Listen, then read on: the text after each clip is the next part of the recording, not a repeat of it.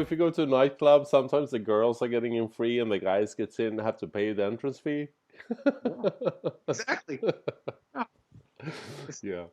All right, that's good. That's good. I mean, what's the coming weeks? Are you coming to Europe at all for the coming month or so? Well, I'm going to be flying to, like as I said, for this one drop. I'm gonna be flying to the south to Nice on the 9th. I'll be on a yacht for a few days teaching poker. What To dates are that? like I think the event starts on the 12th, so I'm leaving on the 9th. We're going 3 days early. I'm going to coach him. I'm going to go over some things with him and do my best to get him ready for the tournament. He's taking it quite seriously, On a and yacht? and then I'll be there in Monte Carlo for the event to be hands on for coaching. Yeah, so basically we'll be on a yacht for 3 days. The guy has money. He's a rich dude, All right. and so that should be fun. And then so that's that. And then I get a little busy because I have a week that's really kind of crazy. The final table of the World Series of Poker happens, the end of the month. Yeah. And I'm doing with Phil Hellmuth again the, sort of in between kind of analysis and things like that. And it's always fun with Phil. Yeah, yeah, He's, yeah. I really like that when you two get together in that one. yeah, so I enjoy doing that. So day after that, I'm flying to Atlantic City because Pokerstars is having their festival. I won't be able to play because I have another event that's been scheduled for a while, which is my charity event. So I'm going to go there for a day to just do some media, to just kind of like support the event and all this. And then I'm flying back on November 4th. So I'm leaving on the 2nd, be in Atlantic City on the 3rd, back to Vegas on the 4th, because my charity for St. Jude's that I run, this is my third year, is happening on November 5th. Oops. Oh, I don't know. I think it should be public by now. So if it's not, it will be. November 5th will be the day that we're having that. So I'm flying back for that. And then I have another special trip in the end of November. I'll be coming to Norway. I heard about that. Gardermoen. Yeah. Sure, I'll be coming to Norway. I'll be doing some things there to help support the championships there. That's amazing. And then from that trip, what I'm going to be doing is I'm going to the Isle of Man, which is, for many people who know, that's the headquarters of PokerStars. And I'm going to have basically like an annual meeting with a lot of the higher ups, a lot of the game development people. I'm going to have there's some very, very smart people there that are doing some really innovative things. So they want to run some things by me in terms of, my views on how this works and stuff. So I'm going to get an opportunity to see some things, obviously not things I can make public, but also have some input in terms of the direction of where we're going with, different programs in the future and things like that. So looking forward to seeing some of the ideas that they have going forward, because I think, I do think if you look at where PokerStars is headed as a company, as much as we had a really negative sort of PR ambush that was 100% PokerStars' fault, no other place to blame. We completely dropped the ball in so many ways in terms of communication. Is when Amaya took over, and like 3, 4, 5 things in a row were just like, oh fuck, not more bad news. But I do believe that the ship is righted. My focus is on making sure that mistakes like that aren't made anymore. But I do think that the changes that they've made, that have been working in terms of what their desired goals were. Obviously, profit is a thing. It's like if people look at it like this dirty word, like, oh, they're just trying to make money. Yeah. Yeah. Most companies try. Like, oh, the World Series of Poker, they're just trying to make money. No, they're doing it because it's a service to you, and they're doing it because they're Mother Teresa. Yes, they're corporations do things to make money. Yeah. So part of that is making sure you're good to the players and you have that loyalty, but also being innovative and looking for ways you can improve and grow and expand. And so I'll be interested to see some of the things that I've heard of that they're planning on doing, and some of the marketing ideas too that are always important, because again, one of the hardest things to do, as I said, is bring in new players. Yeah, of course. So and I think that when Phil and Run It Once is up and going, I think that's what they'll see. And I'm sure that they have a smart group of people and a strategy that will help them. But I believe that they may see that it's just such a big undertaking that they may see that it's actually even more difficult than they initially assumed. Because it's if you look at games now on PokerStars, if you got 5 professionals, they don't play, they just wait, right? Yeah. So they're not actually playing. So the question is, will they play, in a similar environment on Run It Once for whatever reasons, maybe that they're more enticing to pros or things like that. So it'll be interesting to see. I'm actually excited about it. I don't think it's again, I think it's good for the online poker industry, and ultimately, I believe that it's good for PokerStars. Yeah. I always thought that let's say that Phil would ask you for some advice.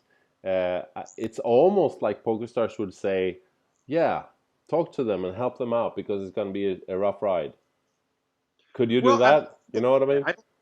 I don't think they're like I said. I think Phil's a smart guy. He's Yeah, of clearly course it understands is. online poker, and I don't think that I'm telling him anything he doesn't already know.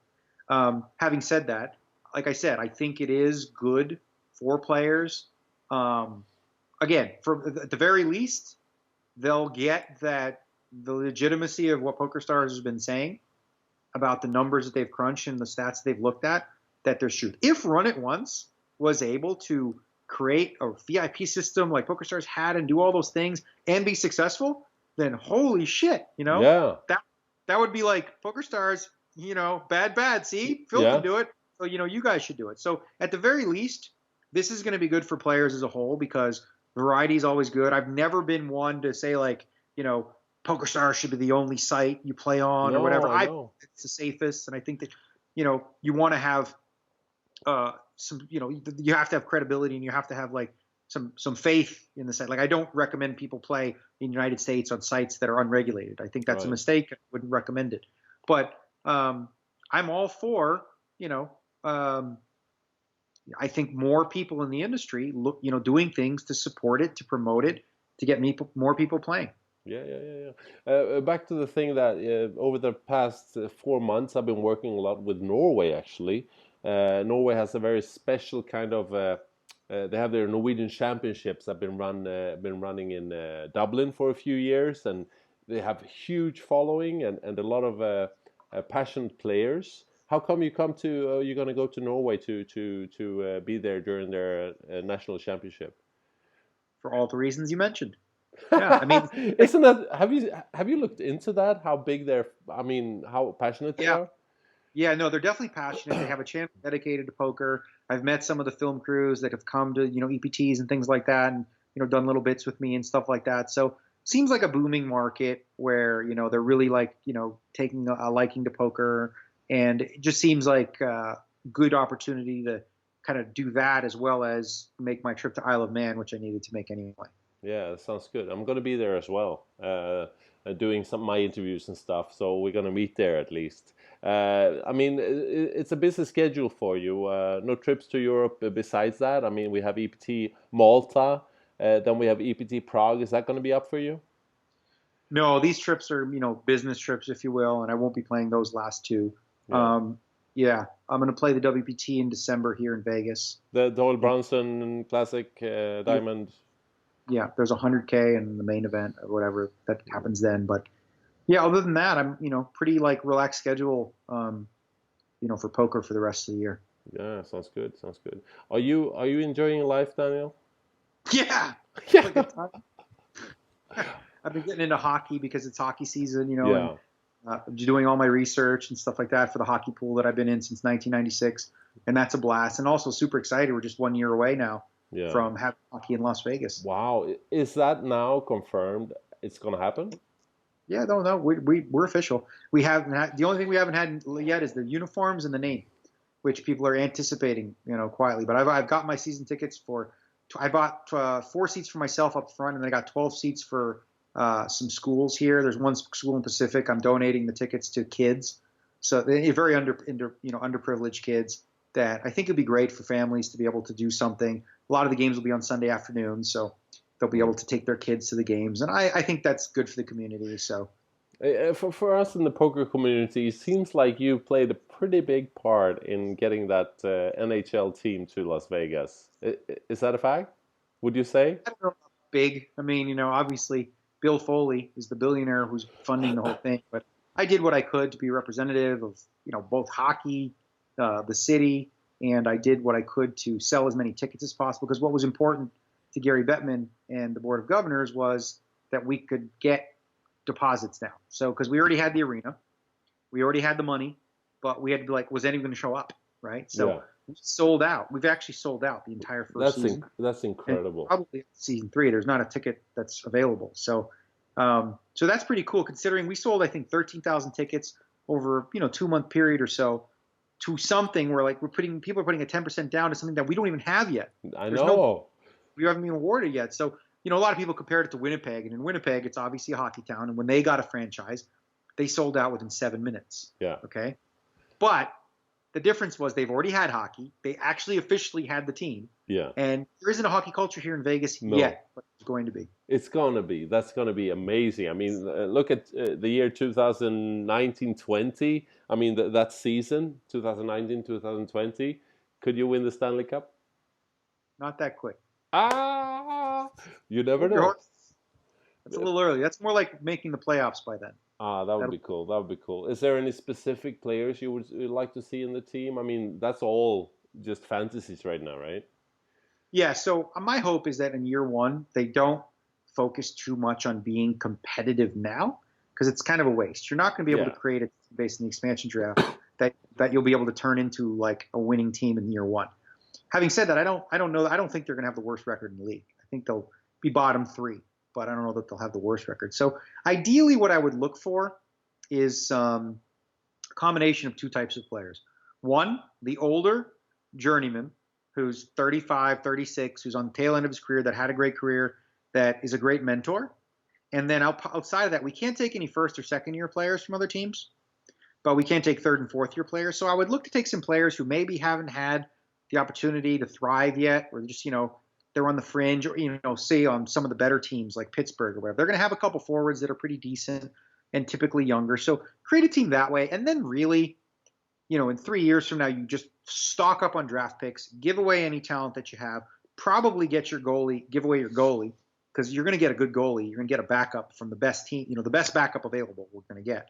So get rid of the best goalie, start to cash in on those assets, and then just accumulate for 3 to 4 years some youth and build through the draft, like Toronto Maple Leafs are finally doing now. And the Toronto Maple Leafs, people can laugh all they want, but they're actually set up now for massive success. They did a great job in the last 2 years of flipping the script and getting rid of all the stuff. And now they've stripped it to bones, and they've got nothing but youth, and they've got some high-end youth. Right. Some of the most, actually, Corey Pronman, who's an NHL scout, said Toronto by far has the best farm in the league right now. So they won't be ready to win this year, but they're growing into something. So 3 years from now, Toronto could be, the best. I actually predicted they will, in I think 2019 season, win the division and then maybe win the Stanley Cup. Right. Who knows? But Vegas, slow approach. My concern is they might try to get there too quickly, but we have a lot going for us because players don't pay income tax, no state tax, and on top of that, it's Vegas. It is. I was about to say, I was at the MGM, I think 2 or 3 years ago. A good friend of mine was some kind of VIP guy there taking care of high-end customers. He showed me have you been to the MGM VIP area? The little villa back there?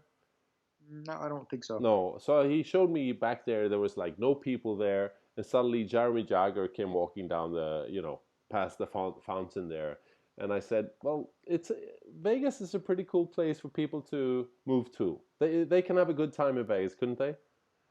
Think about it. You're a young guy. You're a free agent. You're 27 years old. You can go to Edmonton, Winnipeg, or Vegas.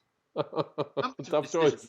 Up in the summer, you got the best of both worlds. I think for a young, typically single bachelor who's in the NHL, Vegas is ideal. Yeah. And I think that because of that, when the team starts to get a little bit better, and we have the opportunity to dip into the free agent market, we'll get players at a cheaper price. Because of the no state tax. So if Winnipeg offers $3 million and Vegas offers $3 million, we're actually offering more. Yeah, you can offer $2 million. And it's more of your money. And you offer Vegas.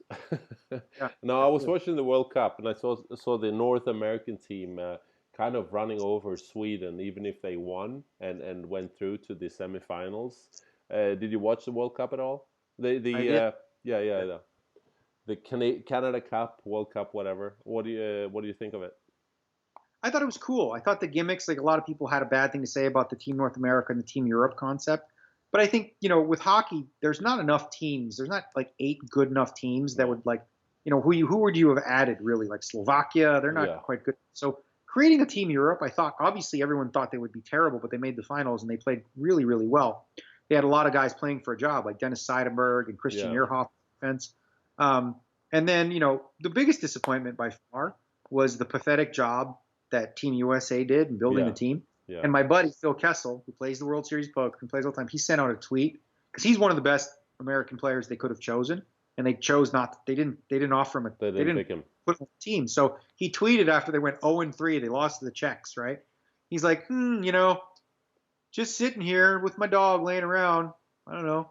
Guess there's nothing much more important I could have been doing. You know what I mean? He got a lot of critique for that, didn't he? Oh, I know, it's cool. Oh It just, God. Phil, I thought it was great. It's like, a little drama, but, it creates, headlines and things like that. Yeah. And the truth is, Tortorella and these guys in Team USA, they did a poor job. They created a team designed to beat one team. Instead of saying, let's create the best possible team we can, they thought, oh, let's beat it. They did the system, the thought process they had in place doesn't even make sense. No. Just make the best team possible. Of course, and of course. the best team possible is going to have the best chance against Canada. Yeah. I know. No, the North American team, the youngsters. I mean, the under 23 or whatever it was. They were really good to watch. It was a good watch to see them. The speed and the enthusiasm. Yeah. Yeah, that's good. It was good talking to you, Daniel. There's a lot of topics always, Yeah. It's a bit of a shame. Of course, you're going to be around for the November 9. What do you think of? Do you have any favorites coming into the November 9? Do you know the guys? I know Cliff Josephie. I like him. Yeah. So we're rooting for him. And I'll have to take a deeper look. I'm obviously going to watch all the tapes and stuff like that before the final. Yeah. And of course, always fun it's such a cool mix between you and Phil Hellmuth because you're so different and still you kind of like each other. It's kind of love-hate relationship, isn't it? Oh, he's like he's like the little brother. He's like my little brother who says dumb stuff sometimes. Like we had a lot of fun doing the GPL draft together. I mean, that was really a fun time and made for some good TV. And I'm able to needle him in such a way that's not over the line, maybe sometimes, but we have some fun banter. He has a unique way of saying things that I know a lot of the grinders and online players think he's like really dumb and whatnot, but he says things in such a way sometimes where just, your average Joe fully understands it. And I think that's good for the broad. Yeah. That's something that goes back to the poker community. You have to look at it's not the pros that is the most important bit. It's look at that. Who's Mushu, right? Mushu, go say hi to Richard. Hi. Mushu. Hello. There. Here I am. Whoops. Woof. It's like, where are you? You hear something. So not interested. How old is he now?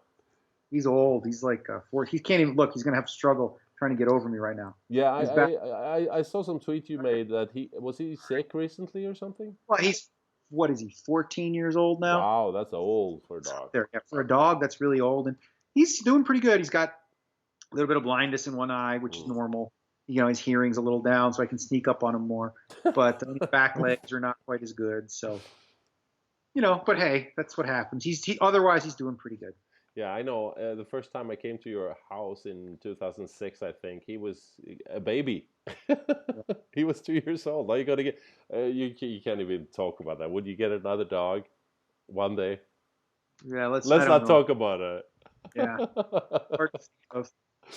Okay, Daniel. We'll see you. I don't know. I'm probably not coming to the November 9, but let's stay in touch.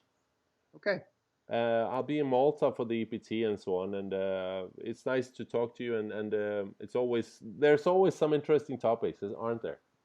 Yeah, absolutely, bud. Yeah. What's happening now? I'm just looking at the TV, and there's a new poll that was released. All right. We'll talk soon again. Okay. All right, bud. Sounds good.